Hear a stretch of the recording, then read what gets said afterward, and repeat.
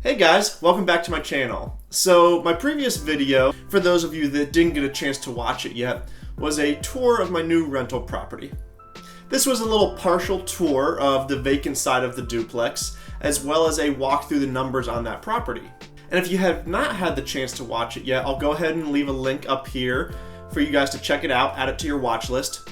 In that video, I explained how this deal is a value-add deal for us. We plan on putting around $35,000 to $40,000 into it in renovations, as well as we did a low down payment loan on it because we plan on living in one side, and put $10,000 down for the down payment, coming out to a total of $45,000 to $50,000.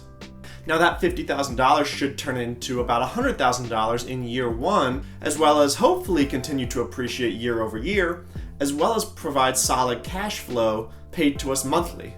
And I love this wealth building power of real estate. However, what happens if you don't have $50,000 to invest, or even $20,000? There's no reason to be discouraged when you're just starting out on your wealth building journey and starting from zero or pretty close to zero.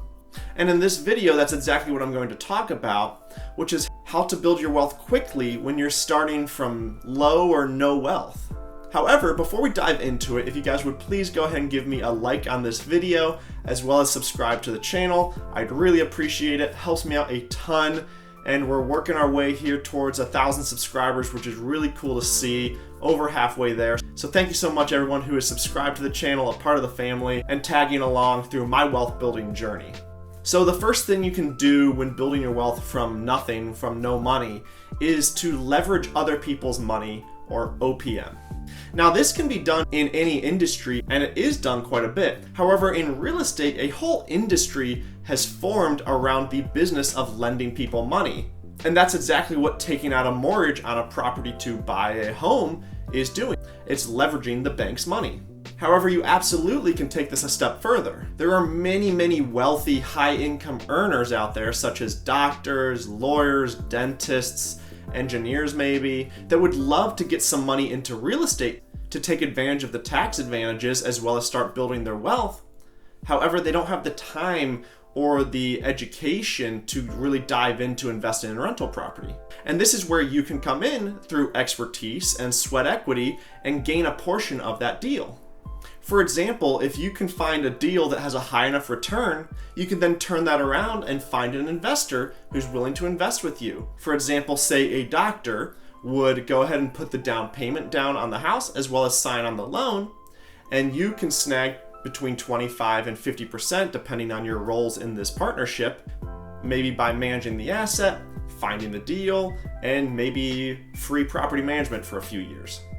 Now, obviously, this is easier said than done. However, that's currently what I'm doing right now. I'm trying to piece together a deal on a 4-unit with an investor because I've exhausted all my funds into current projects. In addition, I can't qualify for a loan because I'm a real estate agent, I'm self-employed, and therefore I don't have a W-2 income to qualify. However, of course, education is a requirement when it comes to pursuing this method of raising money from other people, because you need to be able to sell yourself and your qualifications. So if you think this might be the right path for you, start building your education in the industry you want to raise money in now. So if you're interested in raising money to purchase rental property, educate yourself on investing in real estate, as well as surround yourself by professionals, by people already doing this. That's what I've done by joining a brokerage in Columbus, Ohio that is strictly investors who are structuring deals like this, raising money for projects, renovating deals. And these people are far more successful than myself, and I can learn from them. Now, a second option when it comes to building your wealth from zero is to get a job. And I know many of you watching this are like, wow, this guy is an idiot. Like, that's common sense. If I want money, I can get a job. However, the fact of the matter is, you need money to make money. Now, this doesn't have to be your own money. Like in step 1, you can use other people's money to start building your own wealth. However, I know many people that are just uncomfortable using other people's money because they're afraid to lose that money and it stresses them out substantially. So if that's you, this might be your only option that you need to pursue, which is to start earning money yourself. However, There are definitely better options than others when it comes to getting a job, and that's what I want to focus on in this step. Getting a minimum wage job, for example, just clearly isn't the path to building wealth. You need to keep your end goal in mind here. So if you have a minimum wage job and you save 100% of that after-tax money and invest it, that will lead to wealth long-term over 40 years invested in maybe the stock market. However, there's just no way to build wealth quickly with that low-income job. And that's also not considering that you need money to live off of now, and there's just not enough to go around with that minimum wage job. Now, obviously, the more money you earn, the quicker you can build wealth. However, unless you're a doctor, an engineer, a dentist like we talked about early, you're most likely not earning more than 100 grand when you're starting off in your 9-to-5 career, and that's probably pushing the top of entry-level salaries. However, if you ditch safety and go for a commission-based job, which I know can be very scary and stressful for a lot of us, you have unlimited potential right out the gate to earn a lot of money. For example, as a real estate agent, I'm paid based on results and not hours put into the job. So therefore, I could sell a $400,000 house and make a $20,000 commission on it and only put 5 hours into that deal, or I could also put 4 weeks into a deal and have it fall through and lead to nothing. Therefore, you're earned based on your results and the successes you have, and not based on the hours. And this can be scaled dramatically to lead to a lot of income even in your first year within a career with enough effort. I have an agent at my brokerage right now who's been in real estate 12 months and made $200,000 in commissions. And perhaps down the line, maybe I'll have him come on this YouTube channel and chat about how he did it. However, he is a machine committed to financial freedom, and therefore he's worked hard to earn that income. However, he would have never made 200 grand in his first year as a computer engineer. It's just not going to happen. And therefore, if you're not going to use other people's money and you're going to raise money yourself through a job, strongly consider a commission-based employment model. The third option is starting your own business. Once again, I understand this can be intimidating, but it doesn't have to be. There are many business models out there that take no money upfront to start or very little money. For example, starting a YouTube channel has the potential to grow into something massive with no money up front, just your time. Or selling information online, such as an ebook or courses like you see a lot of financial YouTubers sell. They sell those because they're a very high profit margin business where you invest time up front and sales can be unlimited down the road. And if that's not really your style and you want to be earning money now and not waiting for a year or two for YouTube to take off for you, you can start a low money business, such as mowing lawns is the go-to example, where you can invest $200 into a lawnmower and then start mowing yards, and as you get enough business, buy another lawnmower and have an employee and scale from there. And this can be scaled substantially. I personally know that as a landlord myself, I'm trying to find well-priced lawn care teams who are reliable and responsible and do good work at a great price, and that could be you. You could get involved in some Facebook groups with landlords and shop your services on there. And if you get linked up with one landlord who owns 10 properties, there's 10 lawns right there. You just need to be creative and bootstrap when you're trying to start a business with no money.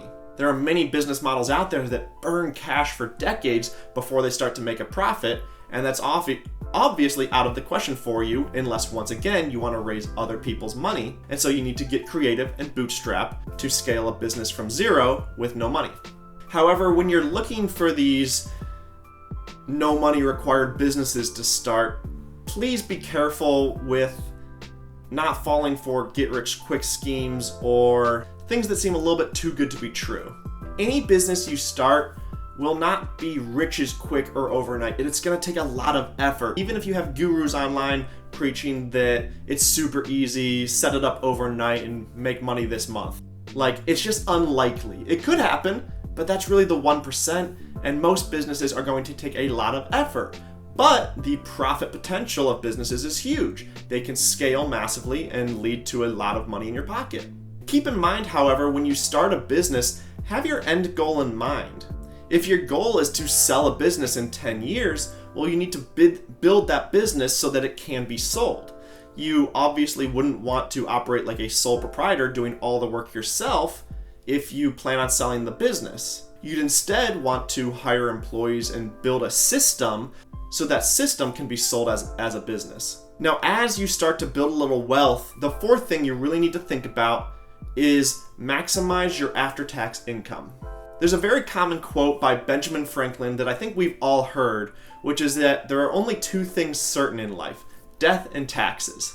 And we can't really do anything about death, unfortunately. However, we definitely can take steps to reduce our tax bill.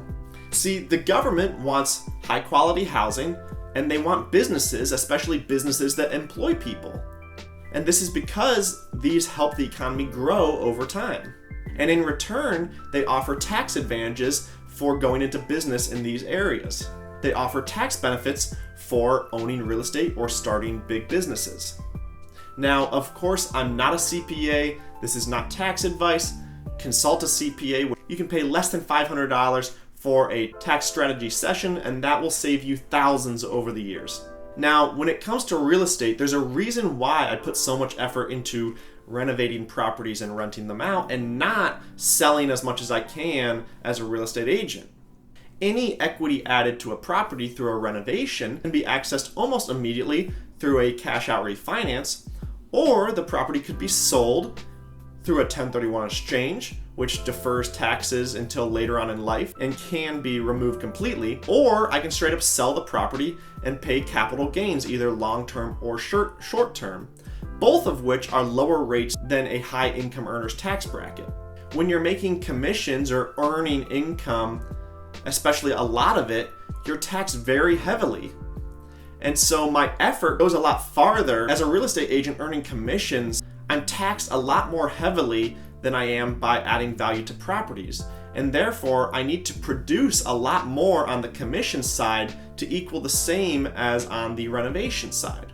So keep your tax burden in mind when you're choosing your wealth generating strategy. And as I mentioned earlier, pay a few $100s for a tax strategy session with a CPA who specializes in the industry you're in. I have a great real estate CPA because I'm in real estate. So guys, that's it for today. I hope that gives you a few ideas on how you can start building wealth. This is obviously an overview video, and I hope to make more and more videos on this topic, going into details down different paths. However, you can only fit so much into a 10 to 12 minute video. So guys, thank you so much for watching this video to this point. I really appreciate it. If you would, go ahead and like this video and subscribe if you haven't already. I'd really appreciate it. Once again, pushing hard to get to that 1,000 subscriber mark, and there might be even a little giveaway at that 1,000 subscriber point. So I'd love it if you'd be so kind to subscribe to the channel for new content related to real estate and personal finance. Once again, guys, have a great day, and I'll see you in the next video.